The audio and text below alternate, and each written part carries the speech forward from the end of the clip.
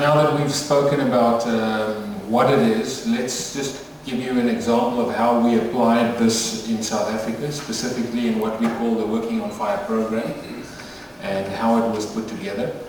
Firstly, this program, as you will see at the bottom, is a program run by the South African government that we do for them, and it runs across different, I must get my buttons right here. It runs across different departments, so again it's integrated even within government, and is what we call the Expanded Public Works program. Now this program, combined with the fire problem, is what gave birth to this. So basically the South African government said in '94 that they have a need to create jobs for people who have no skills, people who have no future, and this was one way in which we approached that problem. And this is specifically how we approach it in South Africa. We've seen the wheel that Trevor's talked about. So the program in South Africa delivers a service to every community in South Africa. Everybody who is not operating, who's not a private user operating, for instance, forestry companies or agriculture.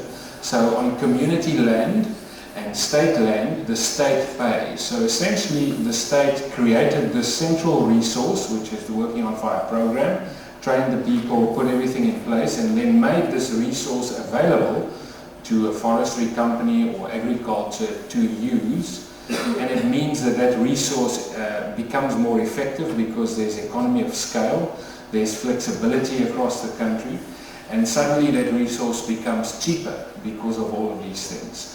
So this is the difference in how we apply in South Africa. Right now it's primarily that leg. So we're going to talk about the program. That program also delivers a service to a forestry company or a farmer who sits here and pays for a particular service. Again, it's about legislation in South Africa that's very particular. Just to underscore that, in South Africa, the legislation places an onus on every landowner. Every landowner is responsible for a fire that either starts on his property or crosses over his property. So technically, if my neighbor, if a fire comes to me, in law, I will sue my neighbor over whose land it comes. He will then say, no, it came from that guy's land. And eventually it ends up with, did each of those owners take sufficient responsibility? Did they do everything that's reasonable in their circumstances to protect their property? One thing that you see that I find this quite unique, you do see it in other areas, but I've never seen it as obvious as in South Africa. If you fly over the country at the beginning of winter, you see that you can identify farms. No matter if it's a 2,000 hectare or a 20,000 hectare farm, you can identify it from the air because there is a fire break on every boundary. Those fire breaks are either made mechanically or they are burnt, but that's part of the law. You have to do what's reasonable to prevent a fire from spreading and to protect yourself. So this is a legal requirement which found its implementation also in how this is applied. This differs in different areas. The same, for instance, there's a similar system in Uruguay where they also protect their boundaries. You don't see that everywhere, and it's a function of law. So the strategic objectives when this program was created, and we do this every day now, is basically to mitigate the impacts of fire on the landscape and the economy. There was a realization that poor people and people who live on the urban interface, so almost a contradiction, rich people live on the urban interface, poor people live out in the countryside in our scenario, and fire has an impact on them. If a subsistence farmer loses his whole crop to fire, that has a big economic impact and a big social impact. So they wanted to mitigate that risk. In doing so, they wanted to provide employment to unemployed people, mostly rural people, so hence it became what was known as a job creation program. There have been similar programs like that in different parts of the world. After the Second World War, there was a specific programs to stimulate job creation in the economy. It's almost similar. By doing these two things, we've effectively stimulated the economy, because this becomes an economy on its own. It protects economic assets and it protects the environment. We have very large areas. As an example, South Africa is a water poor country. Water is an issue for us. Potable water for people to drink, that is an issue. Our average rainfall is a lot less than yours. So part of what this does also is protects the environment. It protects against erosion, it protects against alien invasion, alien plants. A lot of research was done on how do we use fire to suppress alien plants, only alien plants, and rehabilitate ecosystems. So this has worked for us as a true partnership for success, in that government stimulates the economy, it creates jobs, it manages the fire problem, that everybody looks at government and says, hey, you've got a fire problem, what are you going to do about it?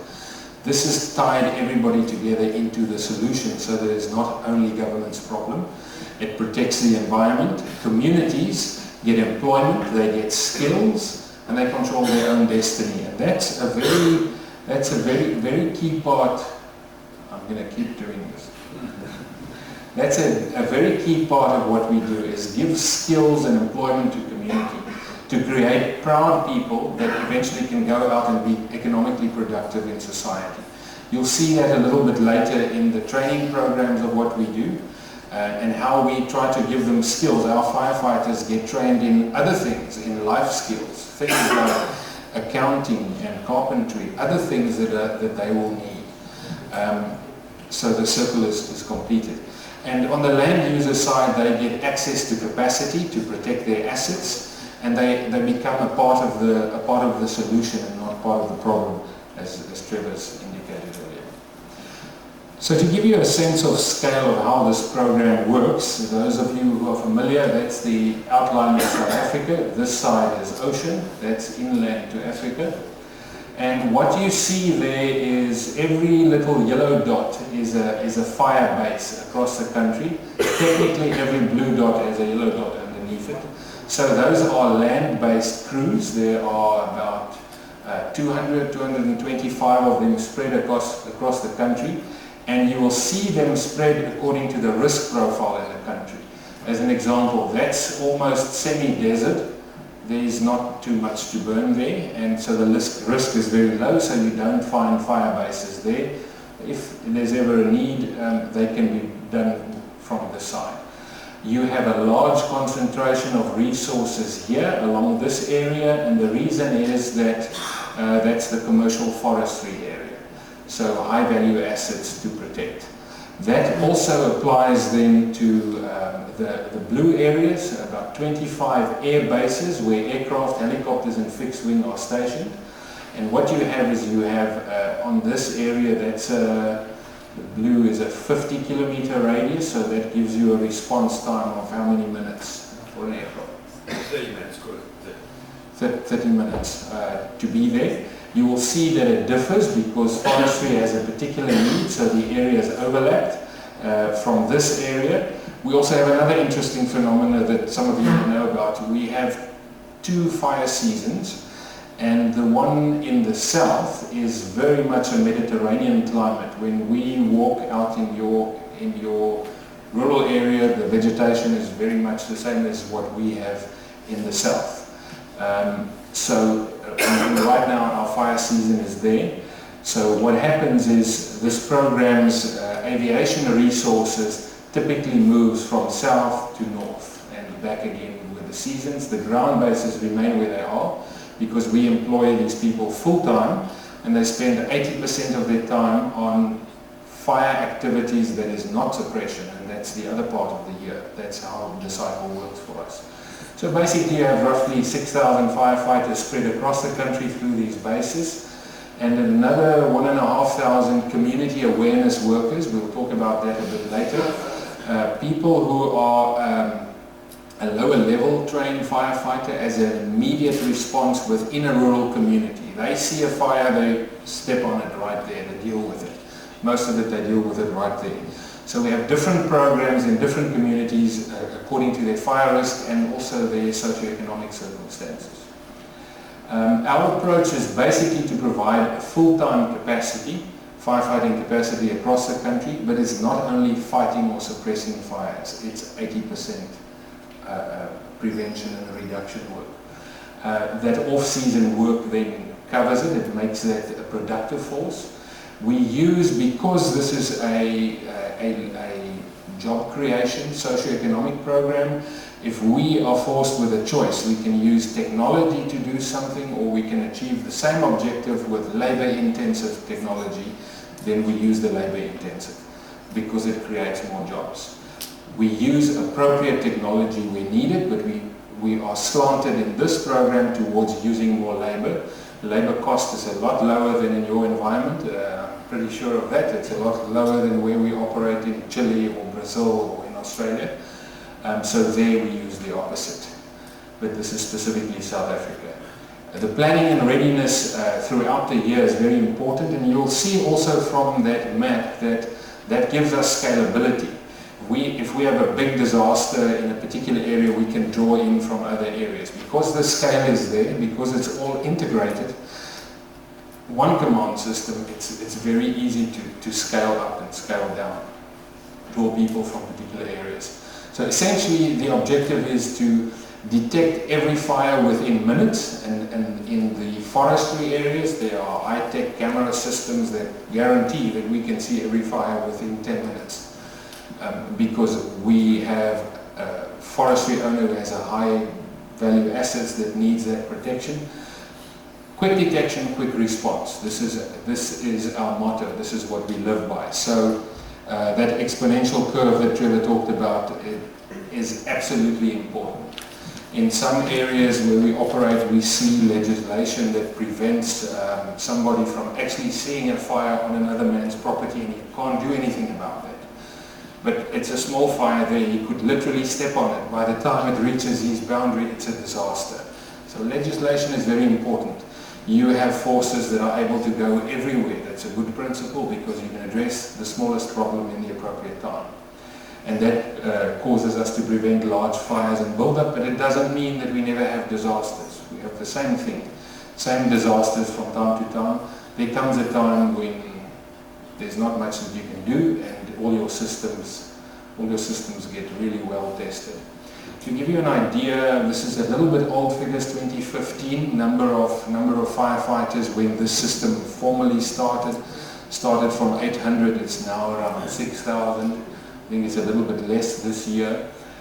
This is something we're very proud about. In our program, it's 30% women. We're proud about this because we know that it's the highest ratio of females in any firefighting force across the world. And of course it's also part of the socio-economic objective to use women productively in their society. So there are quite a few programs on that.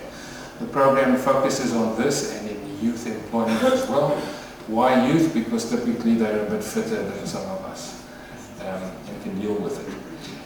We also measure the participation. You will see from our political history that we measure some of these things in terms of who participates. Age groups, it's predominantly towards the youth group. So you'll find more your managers that come through the program are the older people. And this is one other thing about the Working on Fire program in South Africa, is it allows the opportunity for a person who had no job, no home, no skills, was trained to be a firefighter, got life skills. He can move through management. He can eventually become a provincial manager. We have some people in the program that have come up through the program. So it's completely giving somebody essentially hope that wasn't there before. I think that's what you liked specifically in this. This is just a little bit of suppression data of the number of large fire events that we dealt with. It's not a complete year included there, but it gets quite hectic. We focus a lot on fuel load reduction, and we actually measure those things, the number of hectares of fire belts and fire breaks prepared. HAT is a specific unit that we have. It's high altitude. So we even have firefighters that are trained to climb mountains and use rope work to get up mountains where there are difficult fires. And those things that by its nature is very, very small numbers, but it's very specialized to go into those areas. This is an important part of what we do, and that is awareness and education, and how many people do we reach with our programs. Trevor's going to tell you a little bit more just now about the community awareness that we do, but these are just some statistics in that period. The number of schools, the number of learners that are reached, the number of teachers is very important. Peoples and communities. The first bit is in one year up to 2016, and this is cumulative. People reached over 5 years. So the most effective way to get a message about fire and the productive use of fire, good fire and bad fire, into a community is actually to have an ambassador inside that community. If a community has somebody who is proud of his work, who is a firefighter in this force, and he goes back home, that's the best way to get that message in. He takes it to the schools. Those local people are the people that we use to go to those schools. And we find that ambassador program works very effectively. If we look just at what we do, and you'll see that some of these are objectives that we're very proud of. They're also political objectives in South Africa, which is to change the lives of people, to restore dignity to people that didn't have hope. Now, there's a large amount of testimonials. I can show you so many of them, of people who suddenly gained hope. When they come into the system, they receive training, they become human beings that are proud, that have a future, and they become productive in society. There's a large skills development program giving young people a second chance to become leaders, and this is effectively what they do. People who just need a little bit of help, and then they are productively part of the society. There are so many stories we can tell you about that. It gives me goosebumps every time I read those. And this is just a quote from our Minister of Environmental Affairs, who is the political head of this program. And she said, through the Working on Fire program, we do not just create jobs for the sake of it, but through it we also enhance the capacity of the environment to sustain life and livelihoods. While the focus of the program is on fire management, its underlying motivation in poverty relief and skills development that is designed to help participants build self-esteem and fulfill their true potential. And this is something we're really very, very proud about. Restoring dignity, saving lives, and protecting the environment. If we just look quickly at what do we do in terms of training to underpin this, because this capacity and this knowledge was not available in South Africa when we started. So we literally created this from early 2000s onwards. Right now we operate training academies, several academies across the country who offer this training from basic firefighting all the way through to leadership skills, basic life skills as well, quality training that underpins this. So we endeavor to be at the leading edge of these developments, and it's one of the reasons why we are here, because we never stop learning. And as an international community, specifically a firefighting community, a wildland firefighting community, it's actually a very small community. We know about each other and we learn from each other, and that's the best way to learn. Our training methodology is underpinned by 3 legs, starting with conventional classroom training, experiential learning, and a component that we've now developed and are bringing in is e-learning, where specific components are done by way of e-learning on computers, on tablets, etc. Specifically currency training when people go back for that. So this is a whole growing area. We are at the moment also expanding e-learning into South America, where it fits very well. Soon all of our training material will actually be in Portuguese for Brazil already. So all of the different subjects that you may need in terms of fire suppression, and also the prevention, everything from prevention, community awareness. We focus on all of those different skills, be it fire management, from fire awareness, integrated fire management, prescribed fire. You will hear a bit later about how we use good fire, prescribed fire within the landscape, all of the aspects of fire suppression from basic firefighter, advanced firefighter, crew boss. There are different terms of course across the world for the same thing, initial attack, extended attack. Incident command system, we operate everywhere where we are except in Australia. We use the AIM system because Australia uses the AIM system, but it's the same thing, the incident command system, because our capacity often integrates into the national capacity in disaster assistance in other countries as well, but also because it is the best system to bring order and discipline and ways to do things. We were shown earlier on the site visit also how you also use this in Portugal. An important part is also the associated programs of what we do. A lot of life skills that we're trained, things that are used within firefighting and fire preparation, from chainsaw operators, brush cutters, herbicides. We do that a lot because we have a lot of alien vegetation in South Africa that affects our water. First aid, building skills, carpentry skills, things that people can use in their lives that we find necessary to teach people so that they can be productive.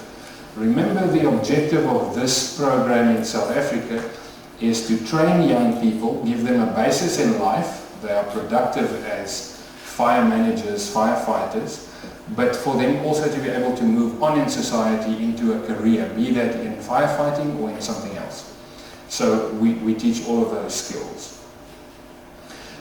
This, we hope, in many cases ends up in management development programs where a whole lot of other management skills are taught, from supervision through to junior management, leadership, senior leadership, and even business development and entrepreneur skills for the participants in our program. The e-learning is something that's becoming more and more important, and we're also very proud of. And I think you will also find in a university town like that, this is probably also part of the future, some of this to happen.